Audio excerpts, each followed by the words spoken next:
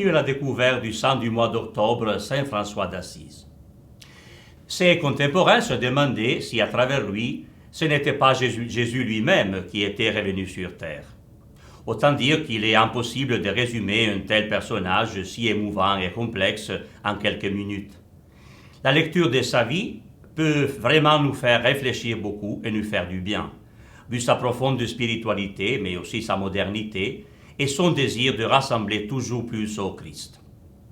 Presque 9 siècles après sa mort, François d'Assise continue à émouvoir et à fasciner l'homme contemporain et à nous donner des pistes pour notre vie chrétienne actuelle.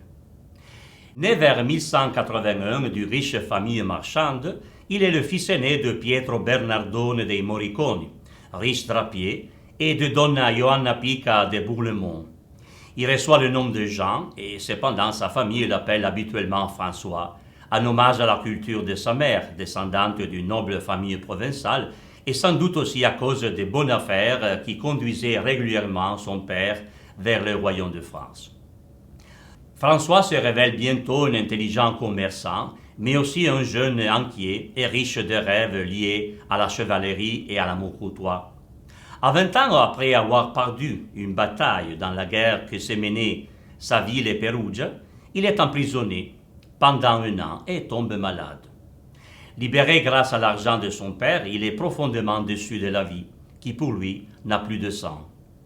Et dans son testament, François indiquera lui-même que la rencontre avec les souffrances de lépreux est l'avènement qui détermina sa conversion. Il écrit « Le Seigneur me donna ainsi à moi de commencer à faire pénitence. Lorsque j'étais dans les péchés, il me semblait extrêmement amer voir les lépreux.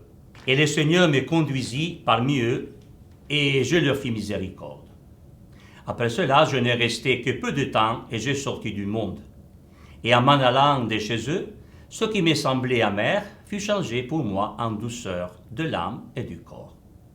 À partir de ce moment, toute sa vie change en profondeur.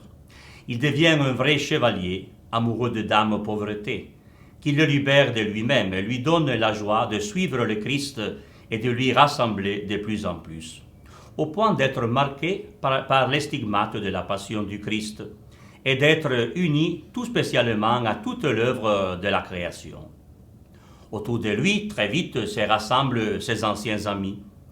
Se crée alors un mouvement d'hommes et de femmes de toutes les conditions sociales et économiques qui réforment la vie de l'Église de l'intérieur, et à travers leur exemple d'humilité, de sagesse, de prière, d'obéissance, sans jamais opposer aucune contestation ou critique.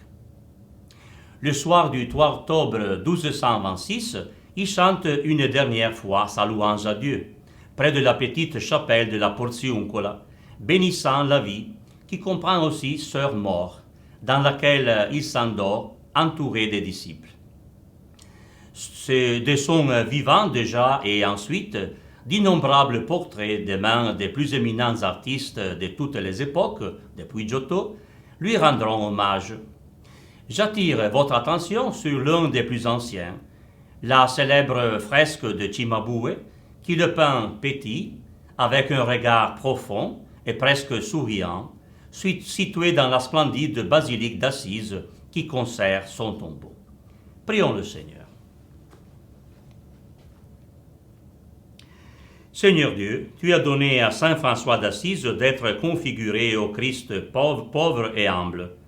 Accorde-nous de la force d'emprunter les mêmes chemins pour suivre ton Fils et pour vivre unis à toi dans une joyeuse charité.